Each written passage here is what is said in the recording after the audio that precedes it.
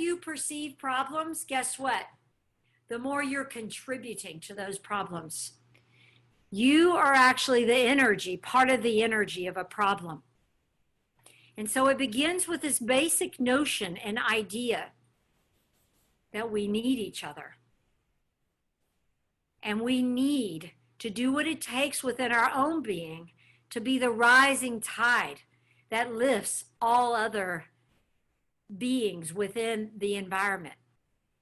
Is it possible to do it in this lifetime? Maybe yes, maybe no. But from a foundational perspective, we are here to learn to live that way, as though we can do it within the environment. That is our dharma and our true nature. Let's see, what comes after in? Objective. To develop objectivity really kind of goes with what I was just saying. I know, this is brilliant, right? So, first of all, you know, the term object. We got a real problem in our society, and it's called narcissism.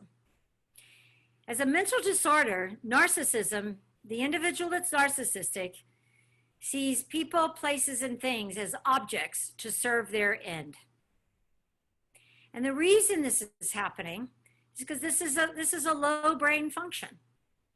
From the higher brain perspective, and in yoga psychology, when we learn to become, we will learn to become objective about what we see, when we can learn to take the thoughts of our mind and see them as the objects that they are. Let me explain. Our thoughts, when I spoke on honesty, our thoughts, our words, and our actions, they become something.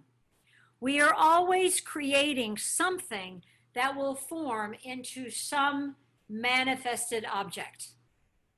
Oftentimes we're creating and building things we don't like, or we're losing things we don't like. From the perspective of yoga psychology, the sadhana and the practice of yoga psychology, as we learn to become aware of the thoughts that arise in our mind, we start to, the observer develops a capacity to see the thoughts here as I view them. In other words, like watching a movie, right? It's nothing more than objects moving along in my mind. And that's why we even have a practice called noting and labeling, where we label, you know, if I'm having a thought of judgment towards someone, I'll say judging, judging, judging, judging. And that becomes like an object that I just allow it to move on its way. I don't grip around it. If I don't do that, and I don't have that observer's mind, then the objects actually begin to manifest, and I begin to create things I don't want to create.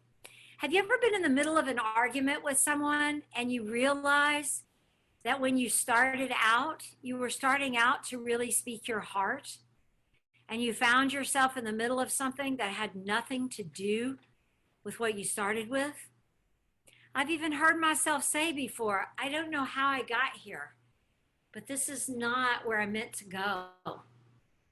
And that's because I don't have the ability to be objective. I don't have the ability as an observer to sit and really hear what this being is saying, and to allow the thoughts of my mind to continue as objects just moving along, giving it absolutely no power. Instead of being objective, I hear what that person is saying, I wrap my brain around it, and I give it energy that I don't mean to give it. And I actually bring it into some manifest form of discord that I didn't really mean to do. Next, P is for, I bet anybody that knows me knows what this is, practice. Practice, practice, practice, practice some more. And it's also for pattern. Because of we have this inability to be objective, to be the observer in life. We have this inability to do that. Y'all see how I keep slipping in more than one for each one. We have this inability to really be objective because we just flat out don't practice. My little granddaughter said the other day she made a low grade on her advanced math. I said, why'd you make a low grade on your advanced math? She said, let me explain. I'll explain to you why. I said, okay. But what she was really saying to me is she didn't practice enough. She said, let me explain. The way my teacher does this, of course, I didn't say it to her because you generally don't tell an almost 18-year-old this kind of stuff in the moment that they're very emotional.